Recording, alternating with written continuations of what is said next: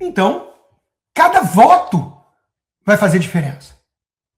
Eles estão implodindo pontes, caçando traidores e detonando qualquer um que eles precisam no segundo turno, que haverá.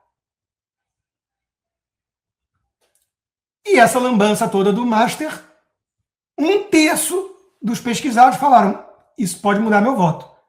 É muita coisa. Eu vi muita gente querendo focar nos 2/3 que não ligaram tanto. É muita coisa, 1/3, gente. É que vocês não estão entendendo a gravidade.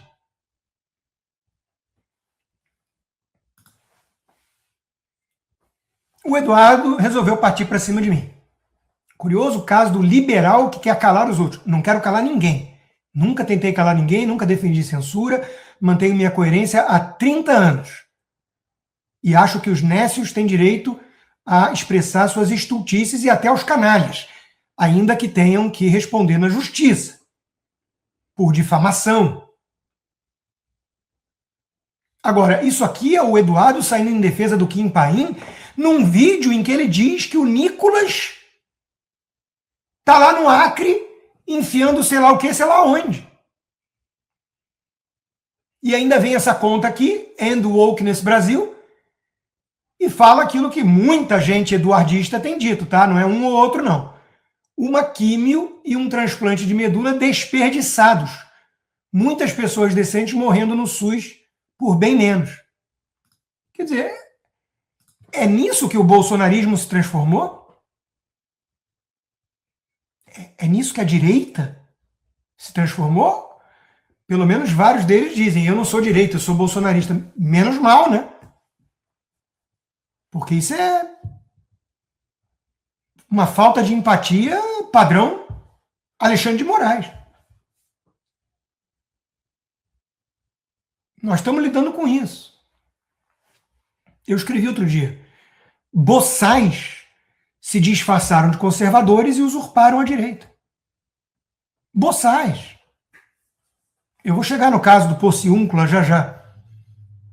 O André Pociúncula, num grupo que eu participava, defendeu a cadeirada do Datena no Marçal.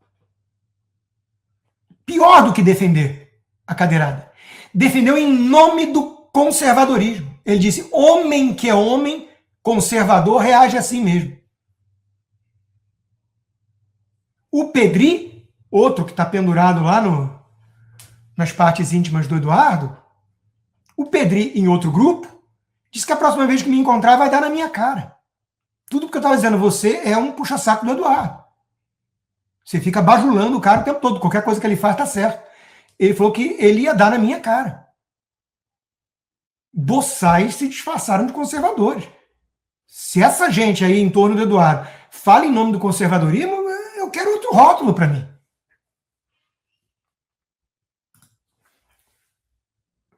Chupa Constantino, chupa Nicolas. Flávio rumo à vitória. Isso é venda de ilusão. Isso é venda de ilusão. É o cara que levava a sério pesquisa da Braz Market e que faz entrevista com o Ruizão, que ele volta e meia fica postando. Quem é o Ruizão da causa operária? Um sujeito que defende o Hamas e que diz que terrorismo é método de luta, não um crime. Esse é o guru intelectual do Eduardo Bolsonaro. Se isso é direita, ferrou. Isso não é direita nem aqui nem na Rússia. Isso é duguinismo. Os caras são contra a privatização, odeiam o liberalismo. O Eduardo já está absorvendo esse linguajar, achando que liberal agora é xingamento. Paulo Guedes. Aliás, o Bolsonaro disse numa entrevista em 24: hoje eu sou um liberal. Eu não vi o Kim Paim preparando dossiê sobre isso. Percebe o que está acontecendo? É grave. Eu não posso me calar. Não posso me calar. São 30 anos quase de luta para deixar essa gente falar em meu nome, em nome da direita, em nome do conservadorismo, mesmo que seja contra o liberalismo, que eles deturpam, manipulam totalmente o que signifique. Ó, o Ruizão sendo elogiado.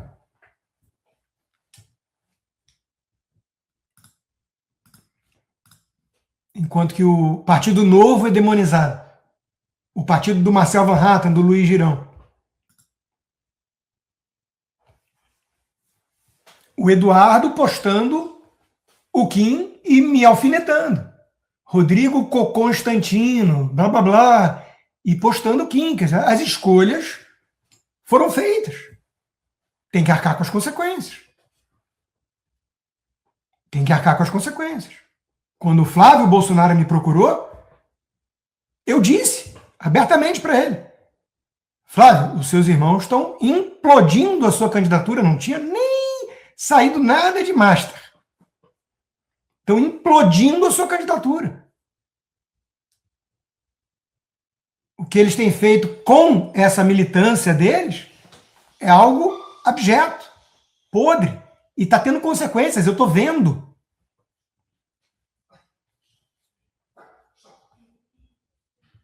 Esse é o Kim. Começa o Igor Gadelha. O Igor Gadelha é próximo do Nicolas. Não tô falando de pirraça pro Nicolas. Entra na conta do Igor Gadelha, filtra pela palavra Nicolas. Veja a quantidade de coisa sobre o Nicolas que o Igor Gadelha publicou nos últimos meses. Todo mundo sabe da proximidade do Nicolas com o Igor Gadelha. É incrível isso. Mas deve ser só uma coincidência, né? O Nicolas que não faz nada, que não ajuda em nada, e só faz jogar pra cima quem está atrapalhando, não deve ter nenhum envolvimento com isso aqui não, né, Nicolas? Não dá pra te culpar por isso, né? Eu estarei sendo injusto com o coitado do Nicolas que tá de férias no norte do país, brincando de índio, enfiando a mandioca onde? Eu não sei. Esse é o nível. Aliás, o que o Nicolas foi fazer no Acre eu sei, porque eu conversei com ele. E é um trabalho magnífico de expor o grau de miséria que temos no Brasil, aliás, no estado da Marina Silva, que foge para ser eleita senadora em São Paulo, e com a ajuda dos Bolsonaro, né? Porque indicaram o André do Prado só para tirar voto da direita.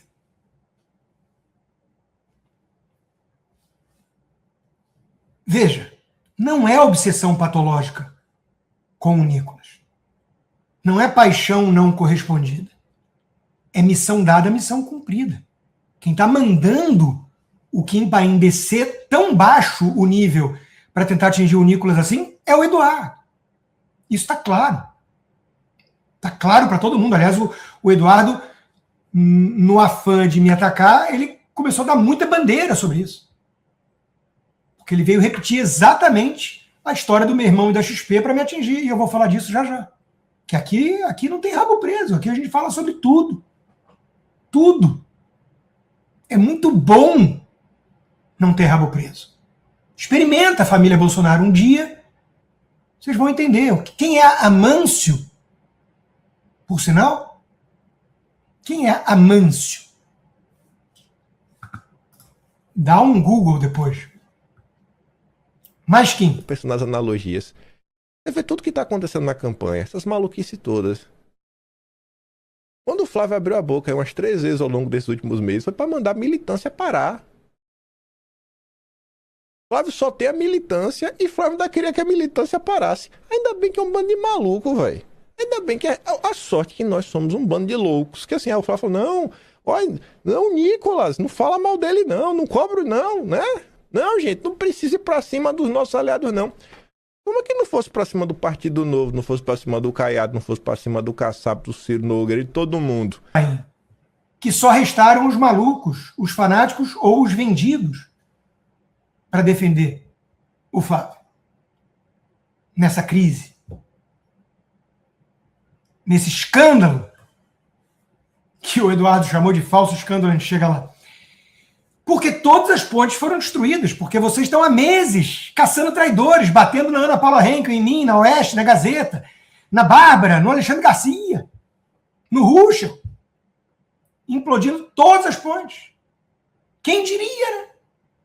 Quem diria que aconteceria algo assim? Por falar no Ruschel, ele escreveu hoje um texto muito bom. O escândalo expõe o que já estava quebrado.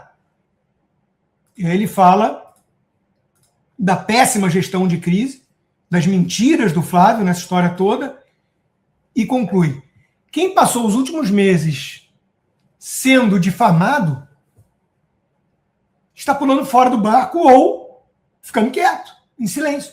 Quem poderia imaginar?